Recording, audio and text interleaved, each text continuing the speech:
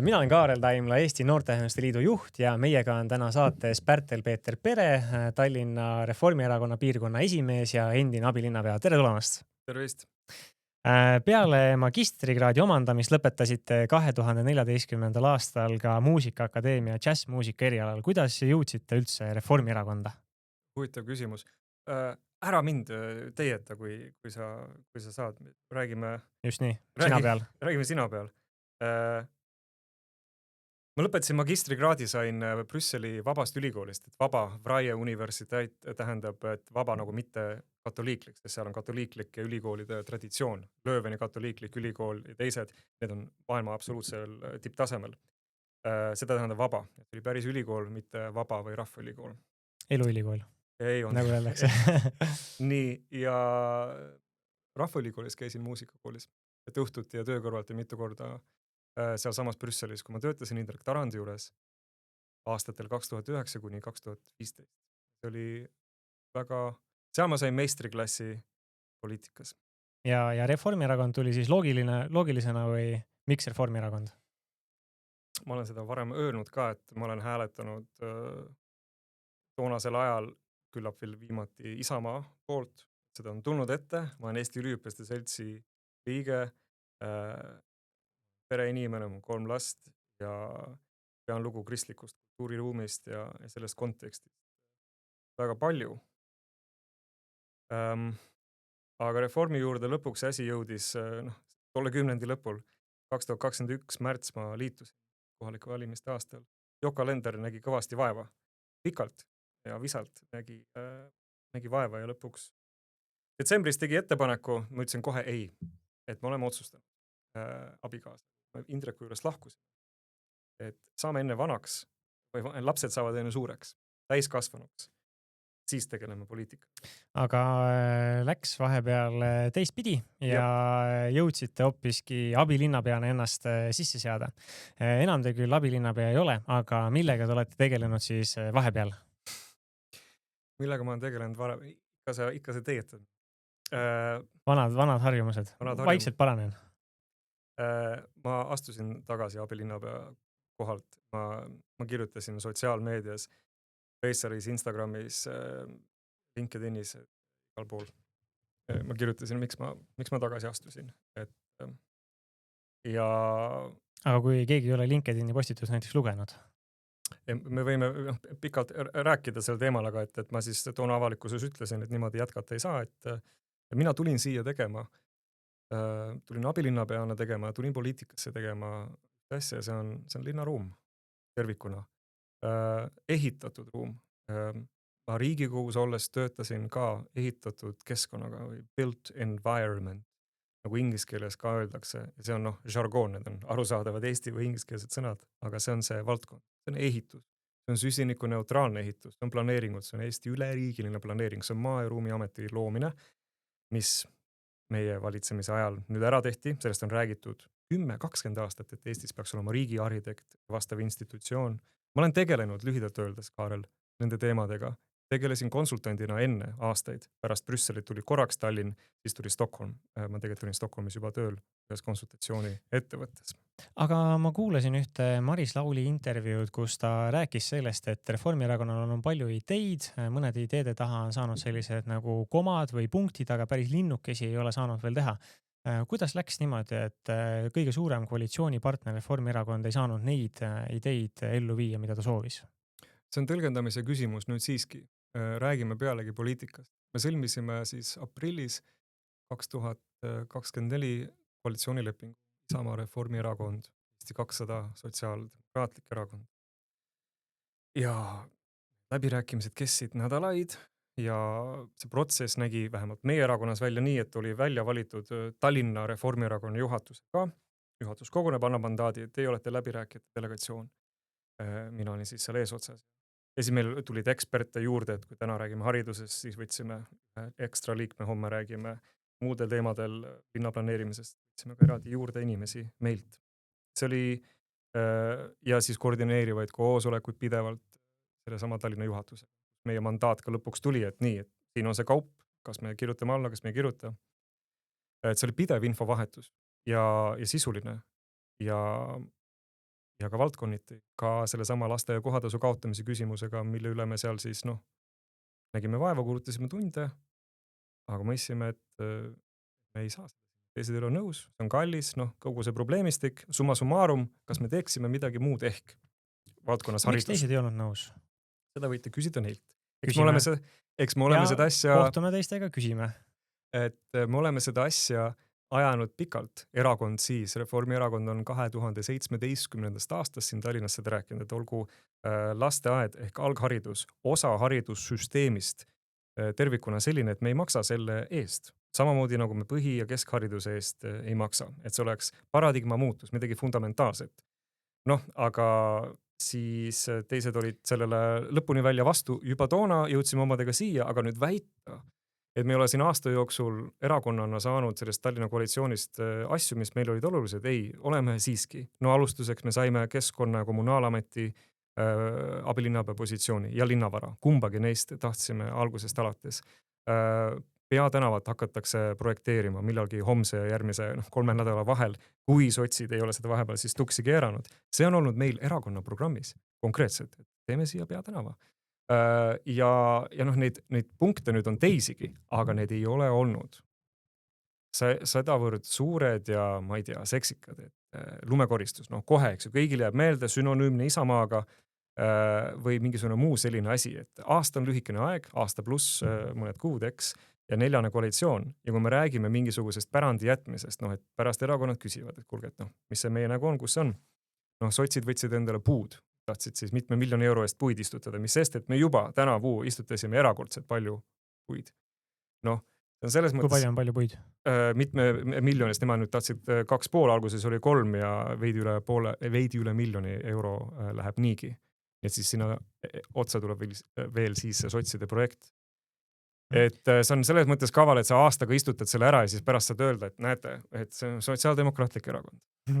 Aga enne kui me korra peksame seda surnud hobust, milleks on lasteaia kohatasu edasi, küsin veel korra kiiresti vahepalasid ka siia. Kui peaks erakonna nimel tegema ühe tätoveeringu, siis mis tätoveering see oleks ja kuhu see tätoveering läheks? Väga huvitav küsimuse püstitus. Kui mul ei ole mingit valikut ja ma pean valima, kuhu teha tätoveering, mis on erakonnaga seotud. Ma ei tea, ma laseks lastel joonistada orava ehk siis 3 ja laseks neil valida kuhugi selja peale äkki. Väga hästi, aga kui on nüüd ikkagi see lasteaia kohatasu teema selles mõttes õhus, et mis Reformierakond sellega teeb, kas sellega minnakse edasi? See on meil praegu valimisprogrammis kirjas, et osalustasuta lasteaed, aga fookus eeskätt on see, et see peab olema kodukoha lähedane, see peab olema 15 minuti kaugusel jalgsi või rattaga. See on see eesmärk, mõõdetav eesmärk kaardi peal andmetega, millest lähtutakse ka linnaplaneerimisametis. Meil on neid kaarte näidatud mitmeid, et need on huvitavad ja detailsed ja süsteemselt läbi mõeldud ametnike poolt, kes siis ei ole mingisuguse abstraktsed ametnikud, vaid arhitektid, linnaplaneerijad ja et need mudelid on olemas, mille järgi siis tuleb seda lasteaiavõrku ja ka koolivõrku, põhikoolivõrku linnal arendada nii, et see on seal, kus inimesed on, kuhu neid tuleb juurde, Haaberstis, kesklinna mujale, Põhja-Tallinnasse. Neid asju prognoositakse ette Tartu Ülikooli rahvastikuteadlastega koostöös. Me teame, et sajandi keskpaigaks meil on pluss-miinus 100 000 inimest Tallinnas juures.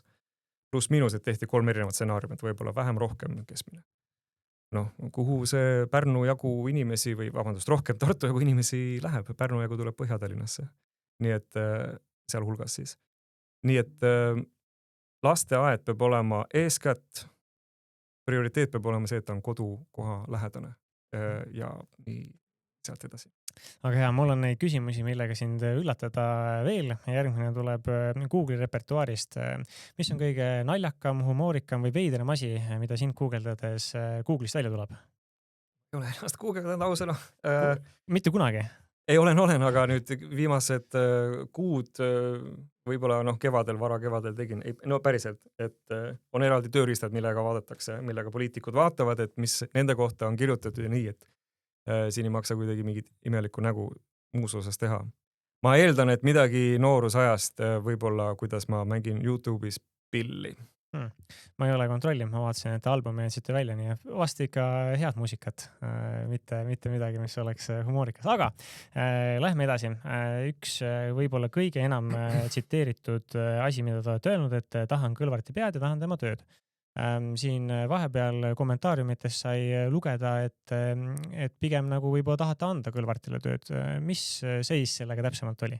Ei tahtnud anda, ei taha endiselt anda, et ma olen Keskerakonna aadressil aastate jooksul, ka siis, kui ma seal Brüsselis Indrek Tarandi juures töötasin, ega ei olnud seotud erakonnaga kuidagi. Ma olen kirjutanud Keskerakonna aadressil alates aastast 2014 asju. Ja mu seisukohad, ma ei ole ühtegi neist pidanud tagasi võtma, muutma, need on endised, kes tahab teada, mis ma neist arvan.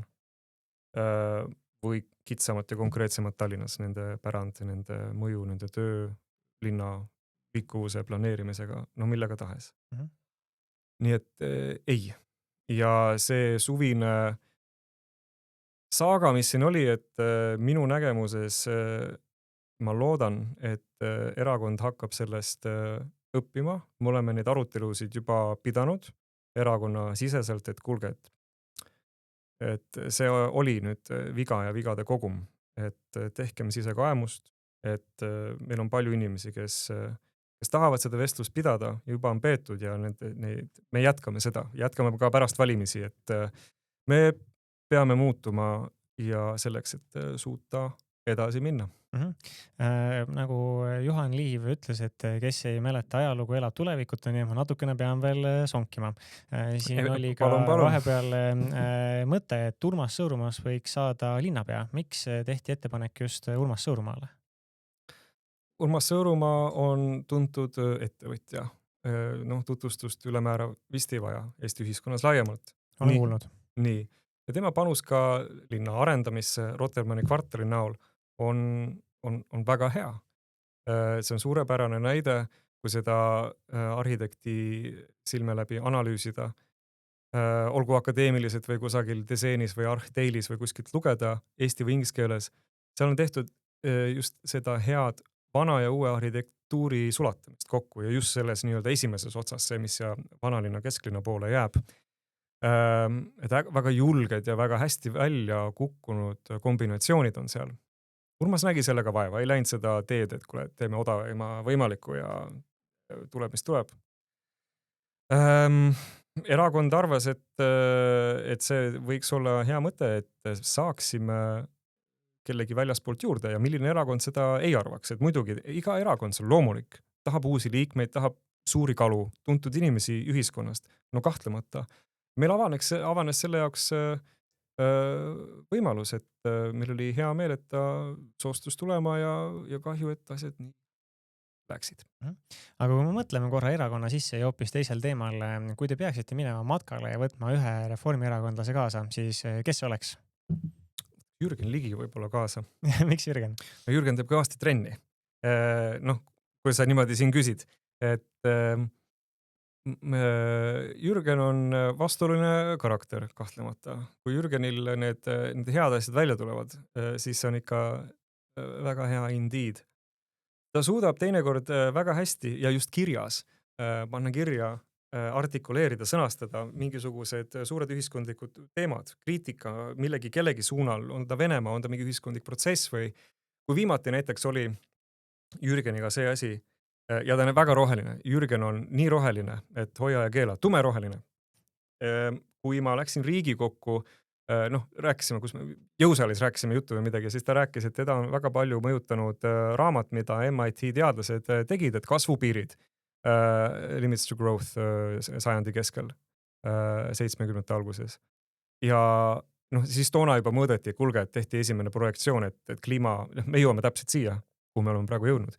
Ja ma olin üllatunud, et Jürgen seda raamatut nii tähtsaks ja oluliseks endale ja peab. Ja see raamat ongi väga oluline. Jürgeniga oleks väga huvitav rääkida. Ja viimati, kui ta sattus mingisse jamasse, ta rääkis, et neid sõnu tõlgendati niimoodi, et tõstame ametnikel palka. Nii, kuidas sa saad seda öelda, me siin iga poolt kärbime, Tegelikult tema point selles saates, kus ta oli ETV-s, oli see, et me peame läänes demokraatlikes riikides kaitsma demokraatiat, demokraatia on institutsioonid ja nende iseseisvus nagu kohus, seadustandev võim, täidesaatev võim ja nii edasi, me peame seda kaitsma, ka ajakirjandust, ka ametnikke, vaadake Trump, seetõttu oleks hea ametnikke hoida ja palgakasv ei oleks, mis iganes see tema täpne sõnastus siis oli. See on tegelikult väga pikk, aga väga hea terviklik käsitlus nendest probleemidest meil tänapäeval. Tundub, et Eesti Noorteühenduste Liit annab siit päris hea mõtte, et äkki peabki Jürgeniga matkale minema, et tundub, et teil oleks paljust rääkida. Viimane tagasivaade veel, vahepeal ei välistatud EKRE-ga koostööd. Nüüdseks on Maris Lauri öelnud, et EKRE ja Keskerakonnaga enam koalitsiooni ei tehtaks, vähemalt mitte Tallinnas. Milles see meelemuutus? EKRE-ga on see asi olnud sisuliselt välistatud juba, ma arvan, väga ammu. Et siis, kui me kangutasime eelmist linnavõimu ja edukalt lahti saime ligi 20 aastat kestnud Keskerakonna võimu, siis sellel teekonnal sai küll öeldud, et jah, et võime ka EKRE-ga teha, aga see oli eeskätt selline hoo tekitamine, et me saaksime seal neid hääli kokku selleks umbusaldamiseks ja nii edasi. Ei ole kuidagi meie erakonna, kindlasti isiklikult minu väärtustega kooskõlas EKRE-ga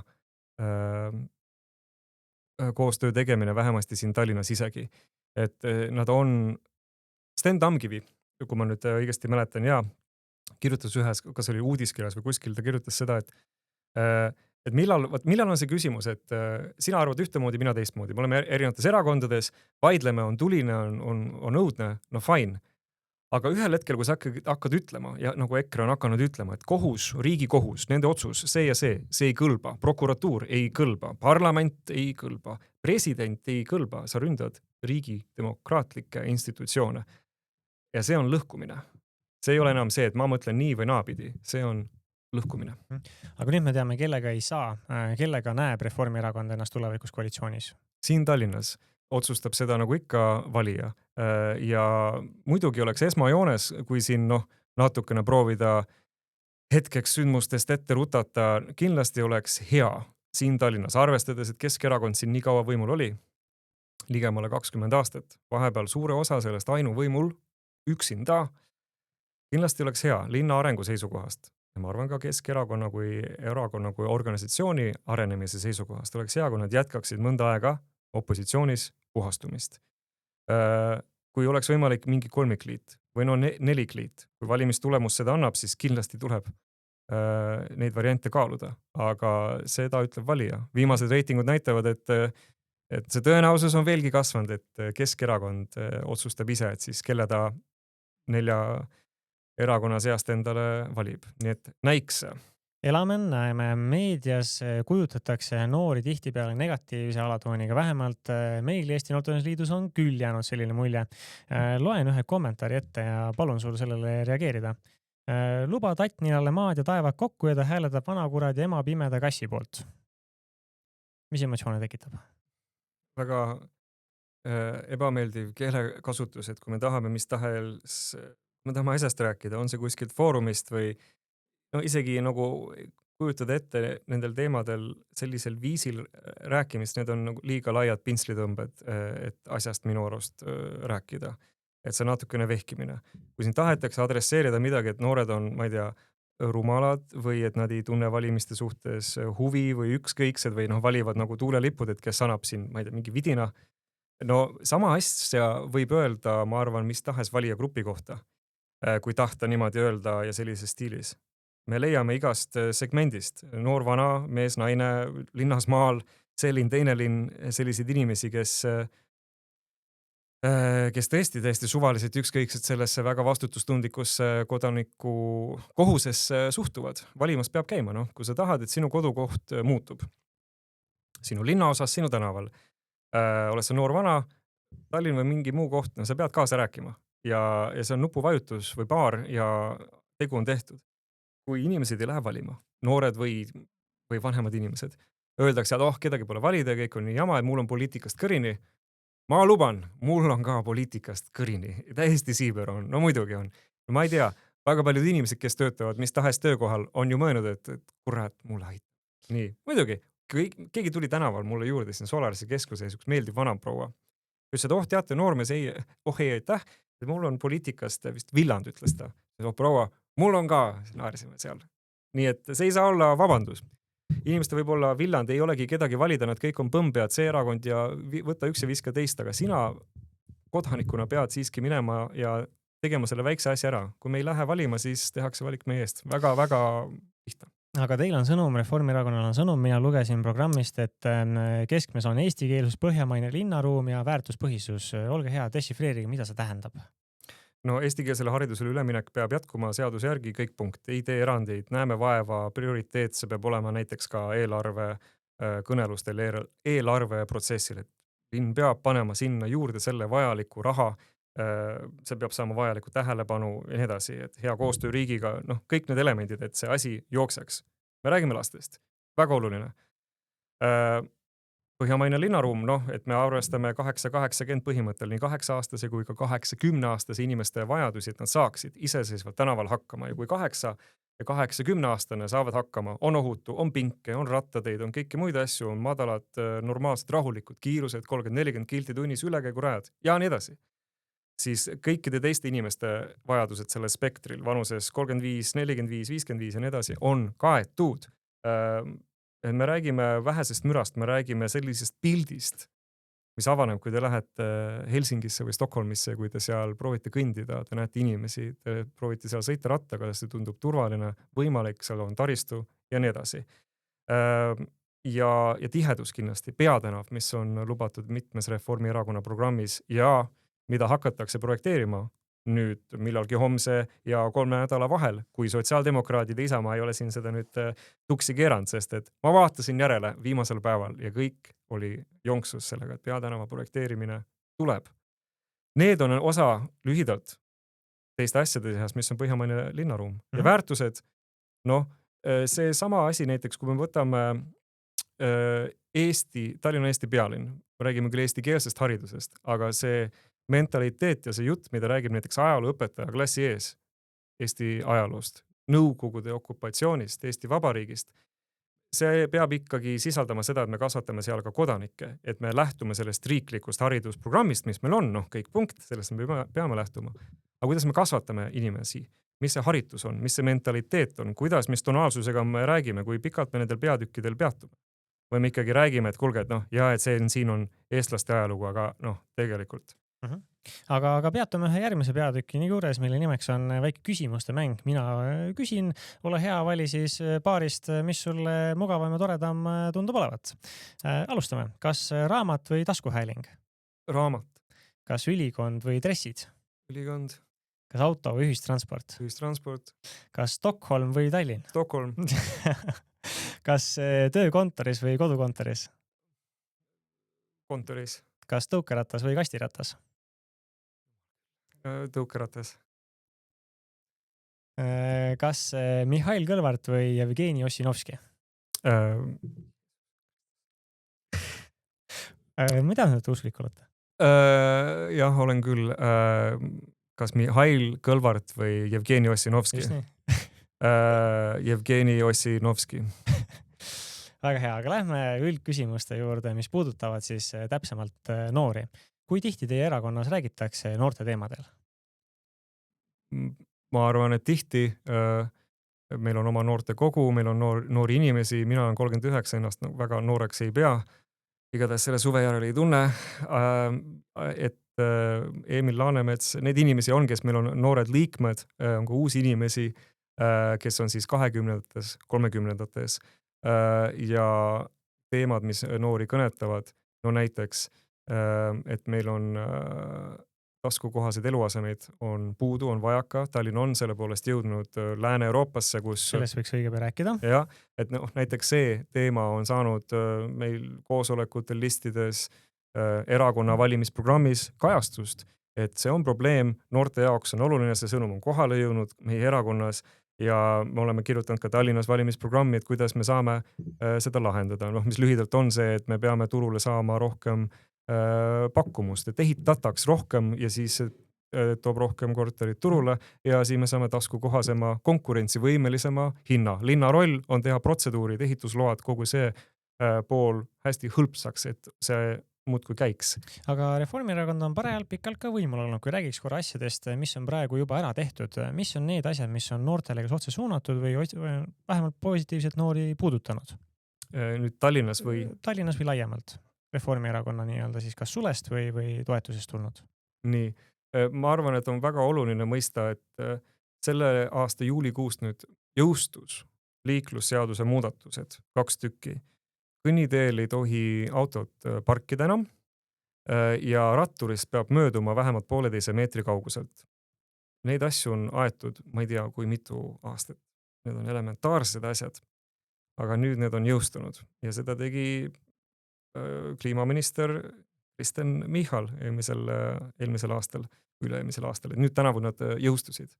Need on väga konkreetsed asjad, puudutavad noori, puudutavad kõiki, aga see on kohe, mis tuleb meelde, et see on oluline. Tallinnas avasime koolide hoovid, staadionid, nii palju kui vähegi võimalik, et inimesed kõik saaksid neid kasutada, need ei oleks lukus. Eks neid asju on selles mõttes, et jah. Aga kuidas läheb sinu meelest üldse praegu keskmisel Eesti noorel? No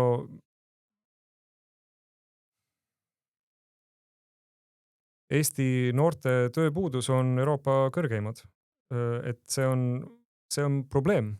Nii et ma kujutan ette, et see üle 10 000 noore ehk 25,4% kõrgem Euroopas tõepoolest. Et kui me võtame globaalse megatrendi, et meil on üksindus pandeemiana epideemiliselt levimas üle terve lääne ühiskonna, aga ka Aasias ja igas vanusegrupis, et see pole ainult noorte asi, aga see on uus põlvkond, see on uus maailm ja juba mõnda aega, et üksindus on probleem, vähene liikuvus on probleem, inimestel tekib ängistus, küll on kliimaäng, on lihtsalt mure aina tuleviku ja konkurentsi ja töö ees, nii nagu ikka, see on vast ajatu probleem, aga see, mida me saame sotsiaalmeediast ja ekraanida kogu aeg, on see pöörane surve. Noorte vaimne tervis, et sellele me jagasime toetust ka ja võtsime rohkem spetsialiste nüüd tänavu tööle Tallinnas, et tänavu aasta eelarves me lisasime sinna korralikud vahendeid juurde, sest see on oluline, et meil oleks koolis psühholooge. Vaimse tervisega peab teisisõnu väga tugevalt riigis vaeva nägema ja linnas ka. Absoluutselt, aga kui mõelda korraga natukene laiemalt, ehk on teil teadmist, kuivõrd palju tegeletakse noorte töötusega laiemalt Eestis kohalikes omavalitsustes või miks mitte Riigikogus? Ma ei oska seda nüüd öelda, kuidas teistes omavalitsustes selle tööga on, et mida kohalik omavalitsus kindlasti saab teha ja kui ma nüüd õigesti mäletan, ma praegu pakun, et olid masina- või elektroonikatööstusliiduga ja vist oli Tartus tehti tehase päevi, et avatud uste päev tehastele mingisugusele sektorile, siis selle erialaliiduga. No näiteks elektroonikatööstusliiduga, ma praegu nüüd fabuleerin, aga et siis noori koolide kaupa tuua, huvilised panevad kirja, näete, kuule, et sa oled 9. klassi, selle klassi õpilane, näed, kas teadsid, et inseneeria, see õppeaine, see kutsekool, see asi annab sulle vot siukse asja, et saad maitse suhu. Et siukseid proovipäevi ja asju ja neid formaate luua. Võib kõlada nagu jube igavalt, aga meil on vaja panna inimesi omavahel kokku, säde silma, anda mõtteainest, et eks see niimoodi toimuda saaks näiteks. Milline oli sinu esimene ametlik või mitteametlik töökoht? Mul on küsinud seda minu 6-aastane laps viimase 2 päeva mingil põhjusel.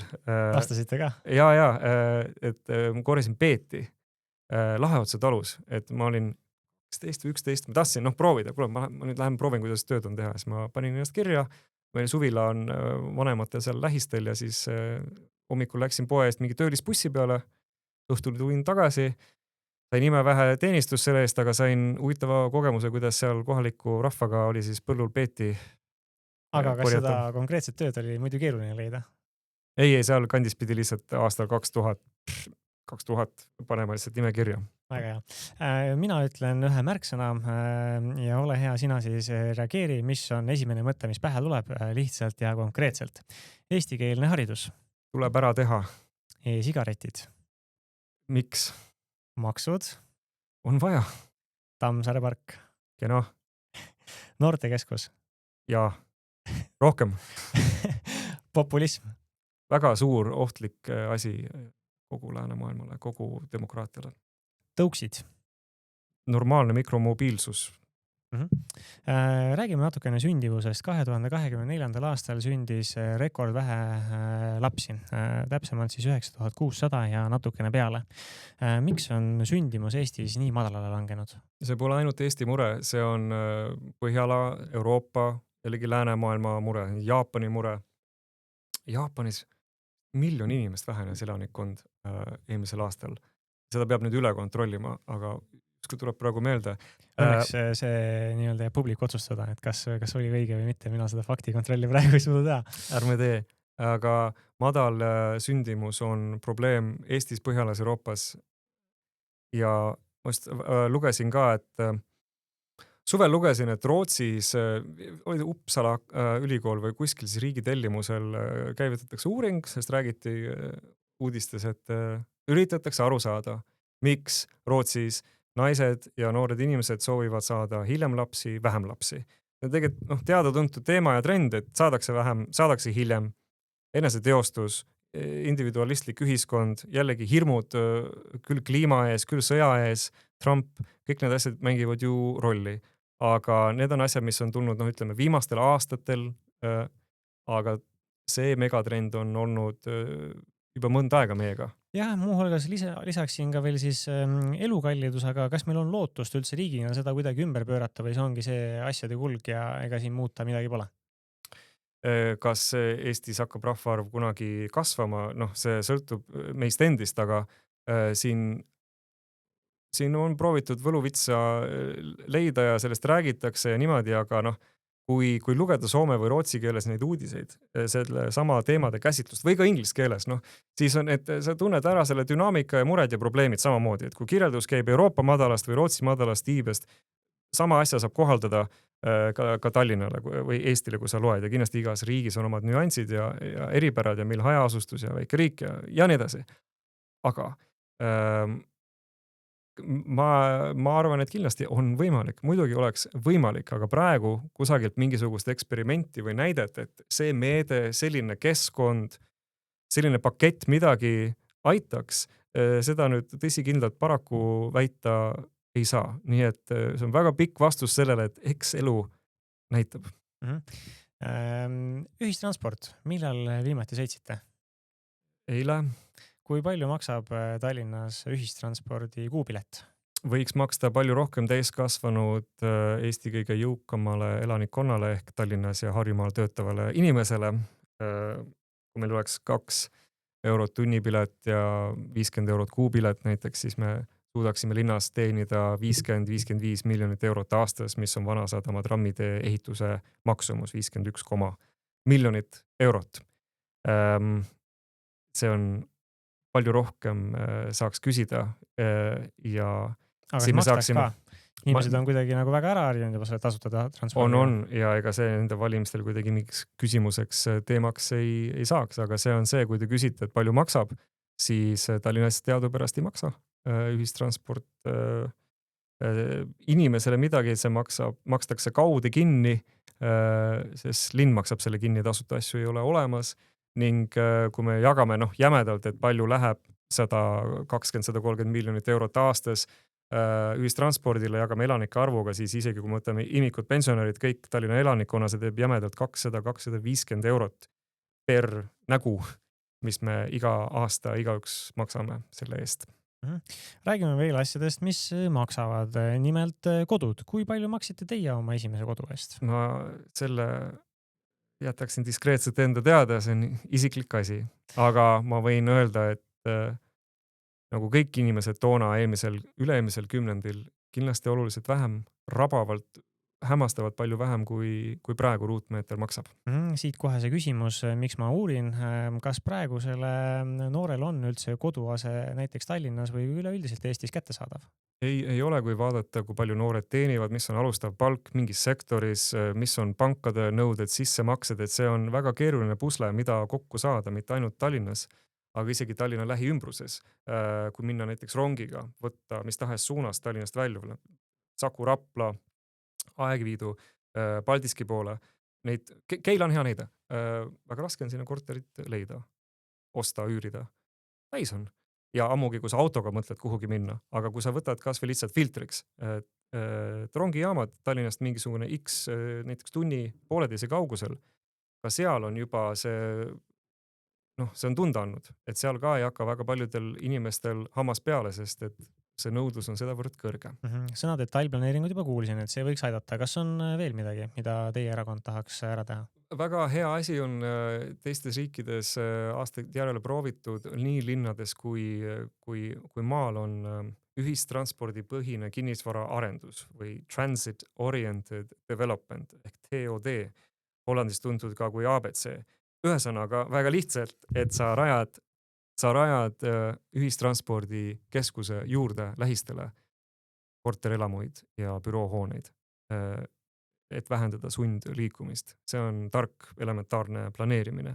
Ei pea tegema mingeid väikseid Lasnamägesid, kõiki puntrasse kokku ajama või midagi muud, ei. Aga kui sul on rongijaam, on ta nüüd Aruküla või Laoküla või Põlküla, et kui sa sinna kanti vallana annad ehituslube, no siis planeeri oma üldplaneeringuga niimoodi, et selle detailplaneeri elamuteks võiks panna sinna, kus on rongijaam.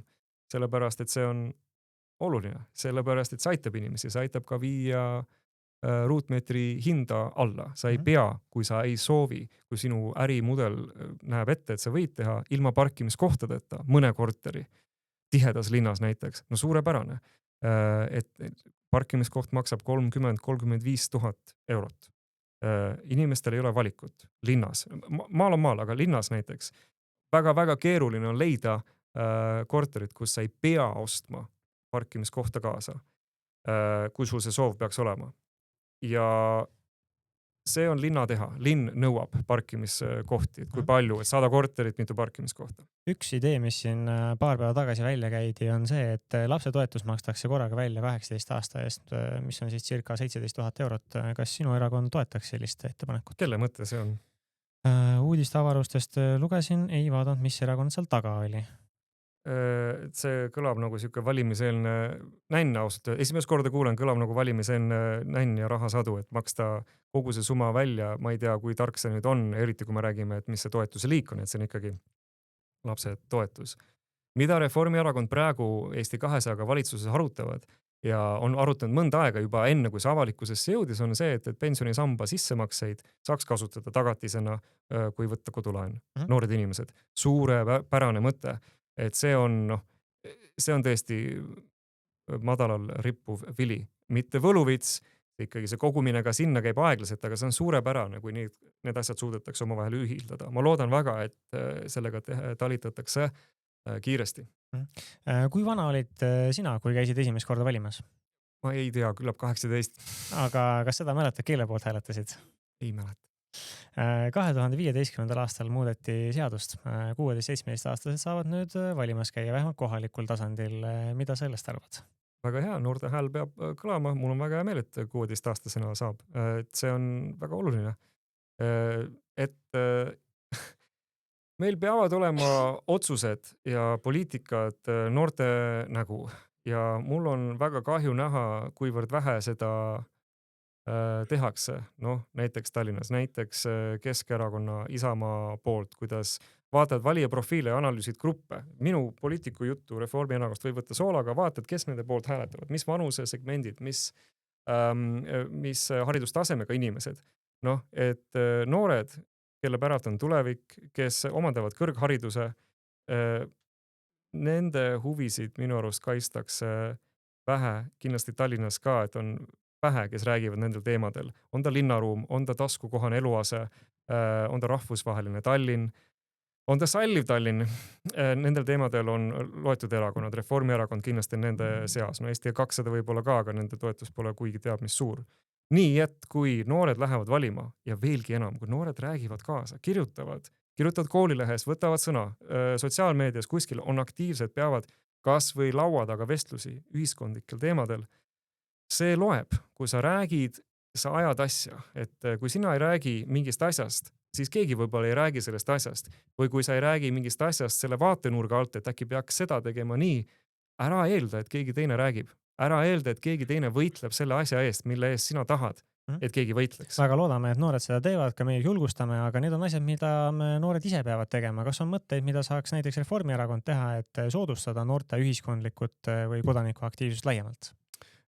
Mina kutsun inimesi kindlasti toetama Reformierakonda valimistel sügisel siin Tallinnas ja ka mujal, kui tahetakse põhjamaist linnaruumi, kui tahetakse, et see tunne, see vibe, see meeleolu, tänavakorraldus, liikluskorraldus, kui elu maitseks siin veidi rohkem nagu Helsingis, nagu Stockholmis, Berliinis, kui inimesed tahavad seda asja, siis meie oskame seda asja teha, oleme rääkinud sellest enda programmides mitu korda, see ei ole mingi ühekordne asi, mida me siin pakume, et on ta põhjamaine linnaruum, on ta peatänav, on ta rattateed või Talsigi tunnel või midagi muud sellist. Me oleme pikalt seda asja ajanud ja selle eest võidelnud. Keegi teine ei hakka neid asju tegema kui meie Tallinnas. 2 viimast kiiret küsimust. Kas Reformierakond, kuigi ei ole KOV-iga seotud, toetab Euroopa Parlamendi valimistel, Riigikogu valimistel valimise kandideerimise langetamist? Mina isiklikult toetan seda küll eeltoodud põhjustel, et noorte hääl rohkem kõlaks. Punkt. Ja peaaegu, et sai juba nagu öeldud, aga me küsime alati lõpetuseks, miks peaks üks noor inimene hääletama Reformierakonna kandidaadi poolt nendel valimistel? Kui sind huvitab, kui inimest huvitab linnaruum, et meil oleks siin rohkem nagu Helsingi, nagu Stockholm, Berliin, Kopenhaagen, siis meie teeme seda, mina teen seda. Mina tulin ainult linnaruumi, põhjamaise linnaruumi asja ajama poliitikasse ja selle eest mina seisan. Nii et elav kesklinn ja põhjamaine Tallinn, seda saab ainult meiega. Aitäh, Pärtel-Peeter Pere, aitäh kuulamast, vaatamast ja kuule ka järgmist episoodi.